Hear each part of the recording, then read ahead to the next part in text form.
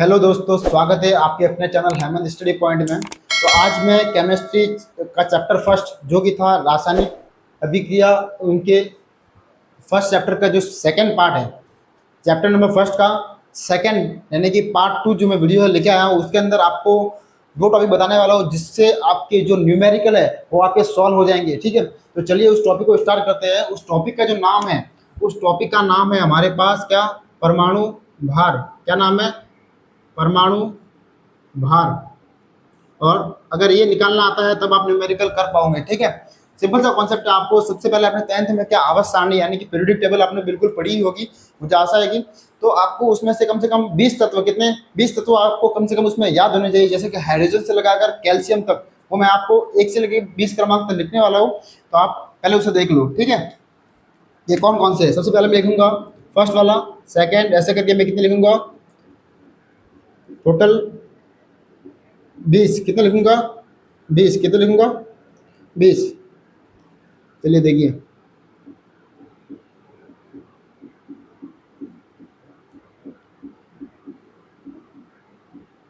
ठीक है। चलिए अब मैं यहाँ से स्टार्टिंग से क्या करूँगा, परमाणु क्रमांक जो लिखने चलूंगा। तो पहला जो है आवर्त सारणी के अंदर हाइड्रोजन आता है, उसके बाद में हीलियम, फिर लिथियम, फिर बेरिलियम, फिर बोरॉन, फिर कार्बन, फिर नाइट्रोजन, फिर ऑक्सीजन, फिर फ्लोरीन एंड फिर नियोन। क्या आता है? नियोन। ऐसे ही अगर अपन आगे बात करें तो फिर सोडियम, फिर मैग्नीशियम, फिर एल्यूमिनियम, फिर silicon, phosphorus, sulphur, chlorine, argon, potassium और कैल्शियम। ये एक से लगाकर कितने हैं? 20 तत्व है। आपको ये याद होने चाहिए। अगर ये याद है इसके नंबर, यानी कि क्लोरीन कहाँ तक कहाँ कौन से नंबर पर आता है, तो आपको याद होना चाहिए कितने नंबर पर आता है? 6 नंबर पर। अगर मैं आपसे बात करूं कि सल्फर जो है कितने नंबर पर आता है? 16। तो आपको ये याद होना चाहिए। अगर ये याद है तो आपको मैं इसके परमाणु भार निकालना सिखा दूंगा। देखिए, इसकी एक ट्रिक है जो कि मेरे गुरुजी ने मुझे बताई थी, तो उसको भी मैं भी आपके साथ साझा करना चाहता हूँ। एग्जैक्ट इसका मान निकालने का तरीका ये नहीं, लेकिन इसकी एक ट्रिक है जिससे क्या होगा कि आपको एक जल्दी से आपका जो है आंसर आ जाएगा।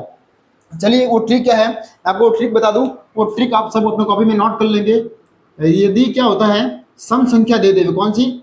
सम सम संख्या आ जावे, तो उसके अंदर हम करेंगे दोगुना। क्या करेंगे? दोगुना। और यदि विषम संख्या आ जावे, यदि क्या आ जावे? विषम संख्या, तो दुगुना करके उसमें क्या कर देंगे? एक जोड़ देंगे। ये ट्रिक है। चलो उस ट्रिक को अपन यहाँ लागू करेंगे। कैसे ट्रिक ये काम करेगी? देखो, हाइड्रोजन जो है कितने नंबर पर? 1 नंबर पर। हीलियम 2 नंबर पर। लिथियम 3। तो यहाँ पर आपको क्वेश्चन पूछेगा कि आप मुझे बताओ कि सल्फर, क्लोरीन, सोडियम, मैग्नीशियम या किसी भी और तत्व का क्या बताओ, परमाणु भार बताओ। तो आप उसको कैसे निकालेंगे? देखिए, जैसे कि मैं बात करूं यहाँ पर, किसकी बात करता हूँ?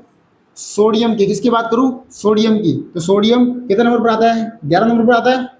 11 क्या सम संख्या है या विषम संख्या? सम है या विषम? बताइए। सम नहीं है, ये क्या है? विषम। अगर विषम संख्या आ जाए तो उसके लिए अपन ट्रिक कौन से अपनाते? पहले जो संख्या दी है उसका दुगुना करेंगे, उसके बाद में एक क्या कर देंगे? उसके अंदर ऐड कर देंगे। देखिए, तो यहाँ पर सोडियम जो है, सोडियम जो है कितना नंबर पर? 11 नंबर पर। इसका दुगुना करेंगे और इसमें एक ऐड कर देंगे। 11 दूनी 22 और एक ऐड करेंगे, कितना आ जाएगा? 23। अगर मैं पूछूं आपको सोडियम का परमाणु भार कितना है, तो आप बताएंगे 23। क्या यहाँ तक समझ में आ रहा है? ऐसा समझ में आ रहा है? फिर दूसरा क्वेश्चन यहाँ सम संख्या वाला लेते हैं। जैसे कि मैं आपको बता दूं, चलो मैग्नीशियम, क्या लेंगे? मैग्नीशियम। मैग्नीशियम कितने नंबर पर? 12 नंबर पर। तो 12 क्या सम संख्या है, तो उसको क्या कर देंगे? दुगुना। किसके अकॉर्डिंग? सूत्र के अकॉर्डिंग, क्योंकि ट्रिक बनाई है अपने। 12 दूनी 24, तो इसका परमाणु भार कितना हो गया? 24। यहाँ तक क्लियर है? उसके बाद अगर मैं बात करूं एल्यूमिनियम की, तो एल्यूमिनियम 13 नंबर पर आता है। और वो कौन सी है? सम संख्या है या विषम संख्या? विषम संख्या, इसलिए दुगुना करके उसमें एक ऐड कर देंगे। तो 13 दूनी 26 और एक 27। यहाँ तक सबको समझ में आ रहा है? देखिए, ये जो मैं बता रहा हूँ आपको, ये बहुत इंपॉर्टेंट है। अगर आपको ये आता है तो फिर आप आगे के क्वेश्चन कर पाओगे। ठीक है, चलिए। तो मैं आगे की बात करूँ सिलिकॉन की, तो सिलिकॉन जो है कितने नंबर पर? 14। और इसका मैं दुगुना करूंगा। क्यों? क्योंकि ये क्या? सम संख्या। ठीक है। ऐसे ही अगर मैं फ्लोरीन की बात करूँ, फ्लोरीन नहीं है पर क्या है? फास्फोरस है। सॉरी, यहाँ पर मैंने गलती कर दी, एफ नहीं आएगा, यहाँ पर क्या आएगा? पी। फास्फोरस यानी पी से प्रदर्शित करते हैं।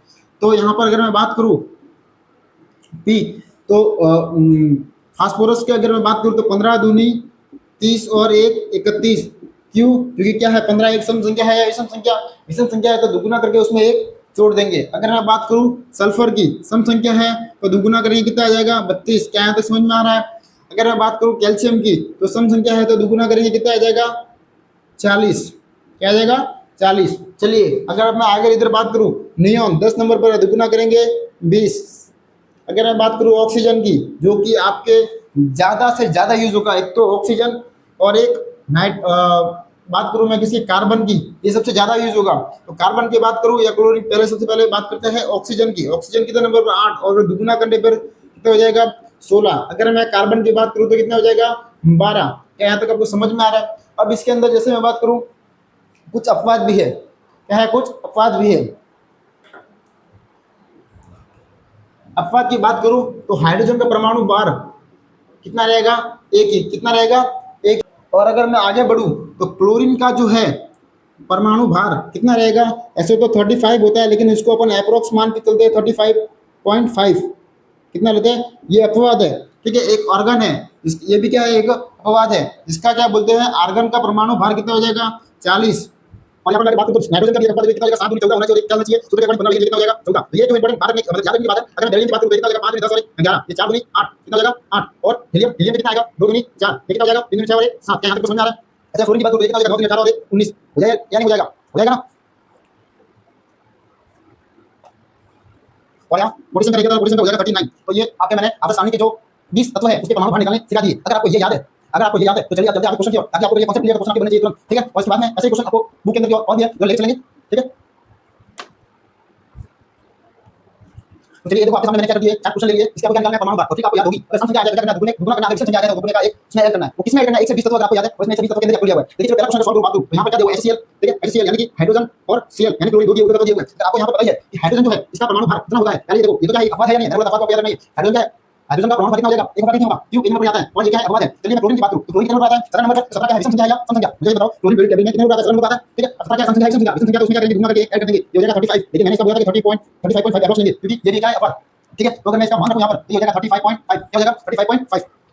तो मैं इसका आंसर लिखूं ये हो जाएगा 36.5 ग्राम। तो अगर बात करूं HCl का परमाणु भार, और मैं बता दूं कि भार जो है इसमें आपके ग्राम के अंदर मापते हैं, इसकी क्या हो जाएगी ग्राम। क्या हो जाएगी ग्राम। तो HCl का परमाणु भार क्या हो जाएगा 36.5। ठीक है, चलिए दूसरे क्वेश्चन चलते हैं। दूसरे क्वेश्चन के अंदर क्या बताया है कि बोला है सोडियम। क्या बोला है? तो सोडियम और एक ऑक्सीजन और एक हाइड्रोजन। तो सोडियम आपके कितने नंबर पर आता है? यहाँ पर बात सॉल्व करते हैं। सोडियम कितने नंबर पर आता है? सोडियम नंबर आता है पीरियड टेबल में 11। तो इसका परमाणु भार निकाल दो। संख्या है विषम संख्या दुगना करके उसमें ऐड कर देंगे, तो कितना आ जाएगा 22 और 23। अगर बात करूं किसकी ऑक्सीजन की, ऑक्सीजन नंबर पर 8 नंबर पर उसको दुगना करके कितना आ जाएगा 16। हाँ या नहीं? समझ में आ रहा है क्या? चलिए अब बात करूं हाइड्रोजन। हाइड्रोजन क्या है? एक क्या है अपवाद। इसका परमाणु क्रमांक एक ही है और इसका परमाणु भार कितना हो जाएगा एक। चलो इसका आप सॉल्यूशन करते हैं। सॉल्यूशन करेंगे तो इसका सोडियम का कितना आ रहा है अपने पास 23 मल्टीप्लाई ऑक्सीजन का 16 और इनटू 1 कितना हो जाएगा 1। सॉरी यहाँ पर मैंने फेवर कर दिया, यहाँ पर प्लस आएगा फिर 35.5 हो जाएगा। देखो यहाँ पर अगर मैं बात करूं सोडियम जो है हमारे पास कितना हो जाएगा, सोडियम जो है हमारे पास कितना हो जाएगा ये 23 हो जाएगा। सोडियम जो है हमारे पास 23 प्लस ऑक्सीजन का 16 और प्लस हाइड्रोजन का 1, तो ये 23 और 16 प्लस कितना हो जाएगा 20 30 और ये 40 का हो गया 40 ग्राम। इसका मान है सोडियम हाइड्रोक्साइड। अब मैं बात करूं H2SO4। H2SO4 देखो अगर ऐसा क्वेश्चन कभी आता है ऐसा H2SO4 का ऐसे क्वेश्चन यहाँ पर चलिए अगर मैं बात करूं यहाँ पर H2SO4 हाइड्रोजन का परमाणु भार कितने पर एक बार और यहाँ पर कितने मल्टीप्लाई में बाद में 2 से मल्टीप्लाई कितना आ गया 2। अगर मैं सल्फर की बात करूं सल्फर कितने नंबर पर आता है 16 नंबर पर और 16 क्या है? सम संख्या है, सम संख्या उसको मल्टीप्लाई करेंगे 16 दूनी 32 क्या आता है? सही है। चलिए बात करते हैं ऑक्सीजन की। तो ऑक्सीजन जो है कितने नंबर पर आता है 8 नंबर पर। अगर 8 क्या है? सम संख्या है, सम संख्या कर देंगे दुगना दुगना कर देंगे और दुगना करने के बाद अगर मैं आपको बात करूं कितना आ जाएगा 16 16 आने से इसका आंसर नहीं आ जाएगा। देखिए ओके जो डिवाइड में कितना है ओके ये कितना है 4 है तो इसका मल्टीप्लाई कर देंगे 4 के साथ 4 के साथ कितना आ जाएगा 64। यहाँ पर आपको समझ में आ गया। चलिए इसको सबको एडिशन करते हैं। तो सबसे पहले हाइड्रोजन कितना है 2 एंड फिर सल्फर का 32 प्लस 64 तो 6 7 8 9 9 और ये कितना आ जाएगा 10। यहाँ पर बात करूं H2SO4 का जो कि परमाणु भार कितना आ जाएगा 98 ग्राम। कितना आ जाएगा 98 ग्राम। अगर मैं NaCl की बात करूं देखो यहाँ पर क्या है NaCl सोडियम अलग है और क्लोरीन अलग है। सोडियम का परमाणु भार कितना होगा तो इस सुनाएंगे आप जल्दी से निकाल देना। आपको रिपीट करके बताऊंगा कि दुगना करना है दुगने से करना है आपको जल्दी समझ में आना चाहिए। देखो पॉजिटिव लगा क्योंकि आपको मैं बता दिया कि ये कैसे लगेगी। ठीक है, तो यहाँ पर बात करूं सोडियम की, सोडियम कितना आ गया 23 और क्लोरीन का कितना 35.5। बताइए इसका आंसर कितना होगा जल्दी। सोडियम आपको मिल जाएगा 58.5 कितना हो जाएगा 58.5। तो यहाँ तक आपको समझ में आ रहा है। तो ये क्या था परमाणु भार। परमाणु भार निकालने की ट्रिक अगर आपको ये समझ में आ गई है तो बहुत ऐसा समझ लो कि आपने इस चैप्टर का जो मेन टॉपिक था वो बहुत अच्छे से कवर कर लिया। चलिए अब अगला टॉपिक लेते हैं। अगला टॉपिक हमारे पास आएगा जो कि है विलियम। क्या बात करेंगे हम विलियम की, किसकी विलियम की।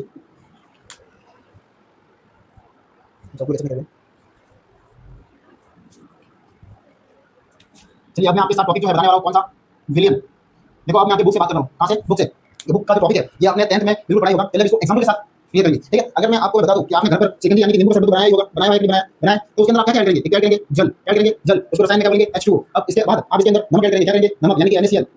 क्या करेंगे? नमक। और इसके अंदर आप क्या कर सकते हैं? चीनी। क्या करेंगे? चीनी। और चीनी को क्या बोलते हैं रासायनिक भाषा में? सुक्रोज। सुक्रोज का फॉर्मूला होता है C11H22O16। ठीक है, ये क्या है? सुक्रोज। क्या है? सुक्रोज। ठीक है। अब मैं क्या करूँगा कि सबसे पहले क्या ले लिया, इसके अंदर पानी ले लिया। अब इसके अंदर आपने ये जल ले लिया, इसके अंदर आपने NaCl यानी कि नमक ऐड कर दिया। इसके बाद में आपने सुक्रोज जो है ऐड कर दिया।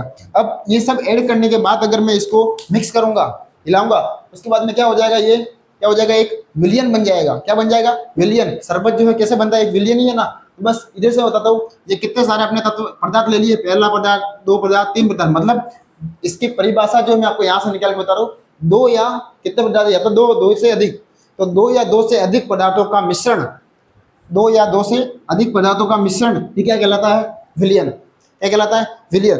एक टॉपिक, एक शब्द यहाँ से और मैं क्लियर करना बताऊँ, क्लियर कर लूंगा कि जो बीकर लिया है, इस बीकर के अंदर अपने एक तो क्या लिया था, जल लिया था, जल लिया था। तो जल जो होगा ना वो अधिक मात्रा में होगा, जल जो होगा वो अधिक मात्रा में होगा, H2O जो है वो अधिक मात्रा में होगा। लेकिन जो नमक NaCl, या अगर मैं बात करूँ सुक्रोज की, जो कि चीनी है, अगर उसकी मैं बात करूँ,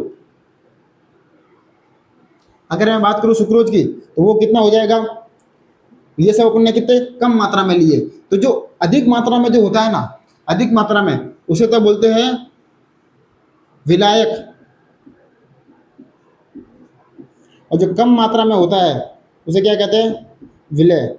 और जो विलियन जो है, अगर मैं बात करूं, विलियन जो है वो दो चीज़ों से मिलकर मिलता है, एक तो विलय और एक विलायक। क्या, एक विलय और विलायक। देखिए अब आप 10th में नहीं पढ़ रहे हैं, आप पढ़ रहे हैं 11th केमिस्ट्री, तो आपको थोड़ा डीपली नॉलेज होना चाहिए कि आप किस तरीके से आप इसको समझ पाएंगे। ठीक है, अगर मैं बात करूं विलय और विलायक की, तो विलय जो होता है वो कम मात्रा में होता है, और विलायक जो है वो अधिक मात्रा में होता है। उदाहरण के तौर पर अगर मैं बताऊं तो जैसे कि जल, शिकंजी बनाते हैं तब उसके अंदर क्या करते हैं, जल की जो मात्रा होती है सबसे ज़्यादा होती है, और जैसे NaCl वगैरह की मात्रा जो है कम रहेगी। चलिए तो मैं आपको विलियन की जो है डेफिनेशन लिखवा देता हूँ।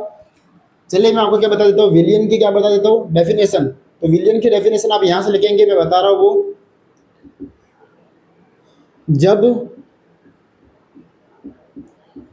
दो या दो से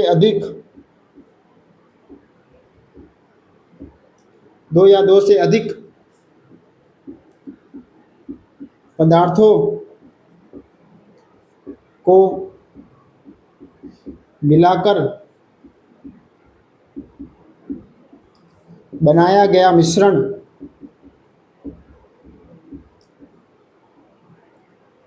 क्या कहलाता है, विलियन।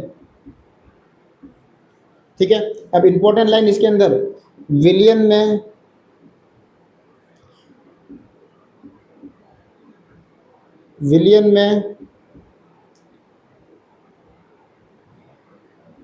विलय